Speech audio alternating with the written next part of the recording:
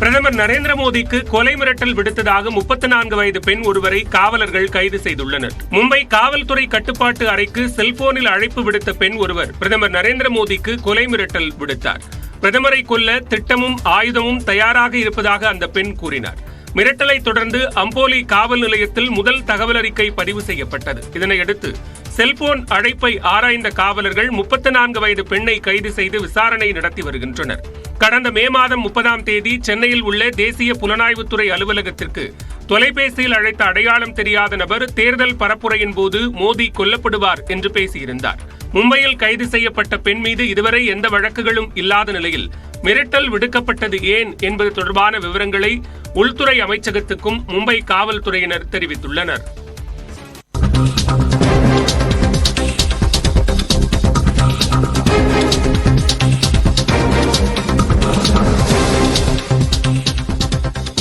தற்போதைய செய்தியை பார்த்துக் கொண்டிருக்கிறோம். மும்பையில் பிரதமர் நரேந்திர மோடிக்கு கொலை மிரட்டல் விடுத்த 34 வயது பெண் தற்போது கைது செய்யப்பட்டிருக்கிறார். மும்பை போலீஸை செல்போனில் தொடர்பு கொண்டு பேசிய அந்த நபரை காவலர்கள் பிடித்திருக்கிறார்கள். கூடுதல் தகவல்களோடு செய்தியாளர் சுசித்ரா இணைகிறார். அவரோடு பேசலாம். சுசித்ரா, அந்த நபர் யார்? பிரதமர் மோடிக்கு எதிராக கொலை மிரட்டல் விடுத்த பெண் ஒருவர் தற்பொழுது மும்பையில் காவல்துறை அதிகாரிகளால் கைது செய்யப்பட்டுள்ளார். மும்பை காவல்துறைக்கு இன்று காலை வந்த மொபைல் காலின் அடிப்படையில் இந்த ஒரு கைது நடவடிக்கை என்பது செய்யப்பட்டுள்ளது. மிக முக்கியமாக பிரதமர் மோடியை கொலை செய்வதற்கு திட்டம் வகுத்துள்ளதாகவும் அதற்காக வெப்பன்கள் தயாராக உள்ளது என்ற ஒரு தகவல் என்பது அந்த வந்த தொலைபேசி கால் மூலமாக தெரியப்படுத்தப்பட்ட நிலையில் அந்த தொலைபேசி காலை ட்ரேஸ் செய்து அதன் பின்னால் இந்த 34 வயதுடைய பெண்மணி ஒருவர் கைது செய்யப்பட்டுள்ளார். எதனால் இந்த ஒரு கொலை மிரட்டலை அவர் விடுத்தார் என்பது தொடர்பான விசாரணையை தற்போது மும்பை காவல்துறை அதிகாரிகள் நடத்தி வருகிறார்கள். மும்பை காவல்துறையினுடைய கண்ட்ரோல் ரூமிற்கு வரப்பட்ட அந்த தொலைபேசியின் அடிப்படையில் அதை டிராக் செய்து இந்த பெண்ணை கைது செய்யப்பட்டுள்ளார். அவருடைய விவரங்கள் தற்போது அதிகாரப்பூர்வமாக அறிவிக்கப்படவில்லை. முதற்கட்ட விசாரணை முடிவடைந்து அதிகாரப்பூர்வ தகவல்களால் வெளியிடப்படும் என்ற ஒரு தகவலையும் மும்பை காவல்துறை ஆணையர் தெரிவித்துள்ளது மிக முக்கியமாக பார்க்கப்படுகிறது. எதன் அடிப்படையில் இந்த ஒரு கொலை மிரட்டல் என்பது விடுக்கப்பட்டது எனவும் அதற்காக அவர்கள் என்னென்ன சதித்திட்டத்தில் ஈடுபட்டுள்ளார்கள் என்பது தொடர்பான விரிவான விசாரணையும் தற்பொழுது மும்பை காவல்துறை செய்துள்ளது. அது மட்டுமல்லாமல் மத்திய உள்துறை அமைச்சகத்திற்கும் இது தொடர்பான தகவல்கள் அனுப்பப்பட்டுள்ளது என்ற ஒரு முதற்கட்ட தகவலை மும்பை காவல்துறை தெரிவித்துள்ளது. நன்றி சுசித்ரா.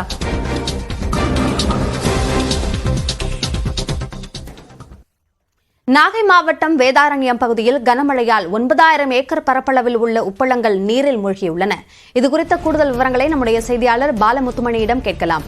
பாலமுத்துமணி, உப்பளங்கள் சந்தித்திருக்கக்கூடிய பாதிப்புகளை பதிவு செய்யுங்கள்.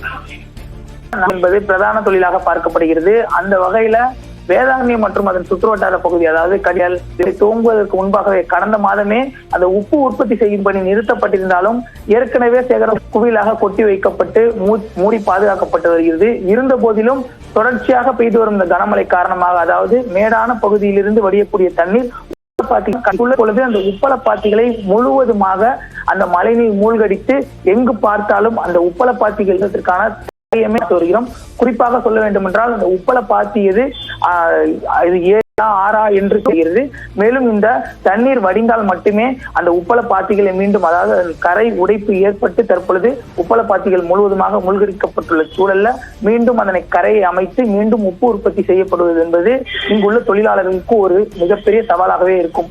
மேற்கொண்டு இந்த உப்பள நீர் முழுவதுமாக வடிந்தால் மட்டுமே, அதே போல இந்த உப்பு உற்பத்தி ஏற்றுமதி செய்யும் பணி என்பதும் காலதாமதமாகவே துவங்கும் என்பது அங்குள்ள தொழிலாளர்களின் வேதனையாக இருக்கிறது.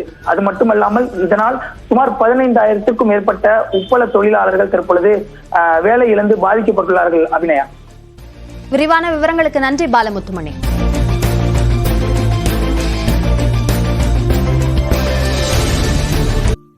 வங்கக்கடலில் புயல் உருவாக உள்ள சூழலில் தமிழ்நாட்டில் இன்று 9 மாவட்டங்களில் கனமழைக்கு வாய்ப்புள்ளதாக சென்னை வானிலை ஆய்வு மையம் தெரிவித்துள்ளது.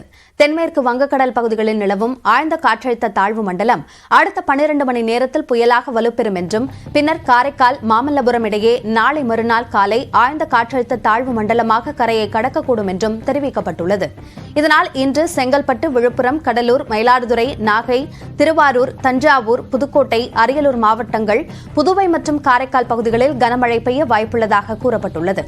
நாளை செங்கல்பட்டு, விழுப்புரம், கடலூர், மயிலாடுதுறை, நாகப்பட்டினம், திருவாரூர், புதுச்சேரி மற்றும் காரைக்காலில் மிக கனமழையும் ஓரிரு இடங்களில் அதிகனமழையும் பெய்யும் என்று கூறப்பட்டுள்ளது. சென்னை, திருவள்ளூர், காஞ்சிபுரம், அரியலூர், தஞ்சாவூர் மாவட்டங்களில் ஓரிரு இடங்களில் மிக கனமழையும், ராணிப்பேட்டை, திருவண்ணாமலை, கள்ளக்குறிச்சி, பெரம்பலூர், திருச்சிராப்பள்ளி, புதுக்கோட்டை, சிவகங்கை, ராமநாதபுரம் மாவட்டங்களில் கனமழை பெய்ய வாய்ப்புள்ளது. நாளை மறுநாள் சென்னை, திருவள்ளூர், காஞ்சிபுரம், செங்கல்பட்டு, விழுப்புரம், கள்ளக்குறிச்சி, கடலூர் மாவட்டங்கள், புதுவையில் ஓரிரு இடங்களில் அதிகனமழை பெய்யும் என்று கணிக்கப்பட்டுள்ளது. ராணிப்பேட்டை, திருவண்ணாமலை, பெரம்பலூர், அரியலூர், தஞ்சாவூர், திருவாரூர், மயிலாடுதுறை, நாகை, காரைக்காலில் மிக கனமழையும், வேலூர், திருப்பத்தூர், கிருஷ்ணகிரி, தருமபுரி, சேலம், நாமக்கல், திருச்சிராப்பள்ளி, புதுக்கோட்டை, கரூர் மாவட்டங்களில் கனமழையும் பெய்ய வாய்ப்புள்ளது. இதனிடையே நாளை மறுநாள் வரை வட தமிழக கடலோரம், புதுவை மற்றும் காரைக்கால் பகுதிகளில் பலத்த தரைக்காற்று மணிக்கு 50 முதல் 60 கிலோமீட்டர் வேகத்தில் வீசக்கூடும் என்று தெரிவிக்கப்பட்டுள்ளது.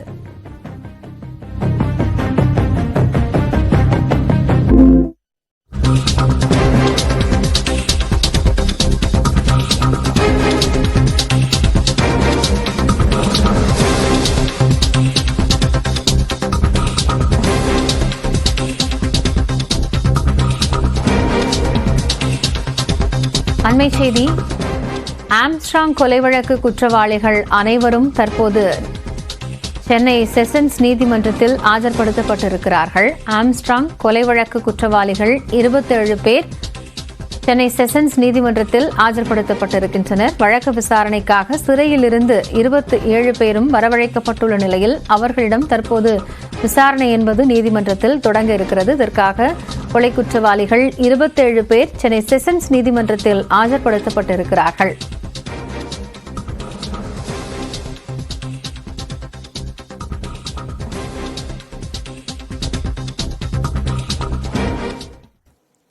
கடலூர் மாவட்டம் சித்திரைப்பேட்டை பகுதியில் கடல் சீற்றத்துடன் காணப்படுவதால் படகுகளை பாதுகாக்க மீனவர்கள் போராடி வருகின்றனர். கடல் சீற்றம் தொடர்ந்து அதிகரித்து வருவதால் டிராக்டரில் படகுகளை பாதுகாப்பான இடங்களுக்கு கொண்டு செல்கின்றனர்.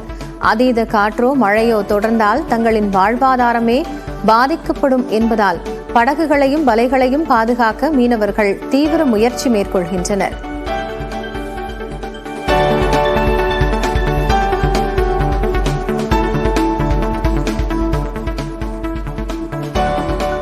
திருவாரூர் மாவட்டம் முத்துப்பேட்டை அருகே அறுவடைக்கு தயாராக இருந்த சுமார் 100 ஏக்கரிலான நெற்பயிர்கள் மழை காரணமாக அடியோடு சாய்ந்து சேதமடைந்தன.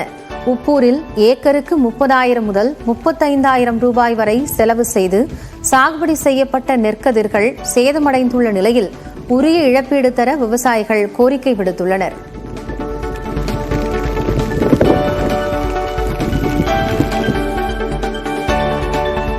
திருவாரூர் மாவட்டம் மன்னார்குடி அருகே 500 ஏக்கரிலான சம்பா நெற்பயிர்கள் முழுவதும் மழைநீரில் மூழ்கி அழுகத் தொடங்கியிருப்பதாக விவசாயிகள் வேதனை தெரிவிக்கின்றனர். அத்திக்கோட்டை கிராமத்தில் வயல்வெளியில் 2 நாட்களாக வடியாமல் குளம் போல தேங்கிய மழைநீரால் பயிர்கள் சேதமடைந்துள்ளன. அதிகாரிகள் உடனே பார்வையிட்டு உரிய நிவாரணம் தர வேண்டும் என கோரிக்கை விடுத்துள்ளனர்.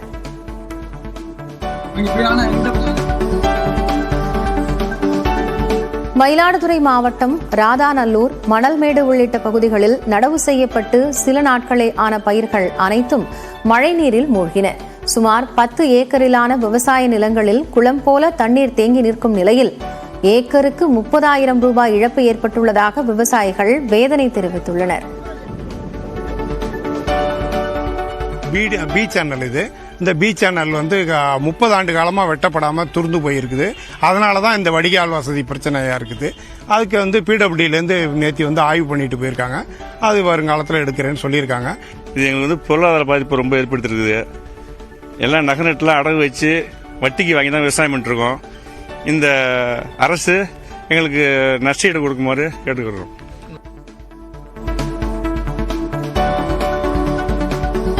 மயிலாடுதுறையில் மழையால் ஏற்பட்டுள்ள பாதிப்புகள் குறித்து ஆய்வு செய்து வருவதாகவும் பாதிக்கப்பட்ட விவசாயிகளுக்கு உரிய இழப்பீடு வழங்கப்படும் என்றும் வேளாண் இணை இயக்குநர் சேகர் தெரிவித்துள்ளார்.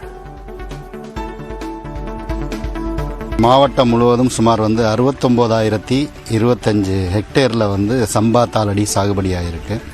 நேற்று முந்தானத்து பெஞ்ச மழையில் ஒரு 8,000 ஏக்கர் சுமார் 3,025 ஹெக்டேர் வந்து தண்ணீரில் அங்கங்கே வந்து மூழ்கி இருந்தது. இப்போ எல்லா இடத்துலையும் வந்து வடிகால் வசதிகளை மேம்படுத்தி வந்து மாவட்ட நிர்வாகத்தின் சார்பாக பொதுப்பணித்துறை மற்றும் ஊரக வளர்ச்சித்துறை மூலமாக எல்லா வடிகால்களையும் வந்து எங்கெங்கே வடியாமல் இருக்கோ அதெல்லாம் எங்களுடைய களப்பணியாளர்கள், வேளாண்மை அலுவலர்கள், உதவி வேளாண்மை அலுவலர்கள் அதை பார்வையிட்டு உடனே சொல்லி அதை வடிக்க ஏற்பாடு பண்ணிக்கிட்டு இருக்காங்க.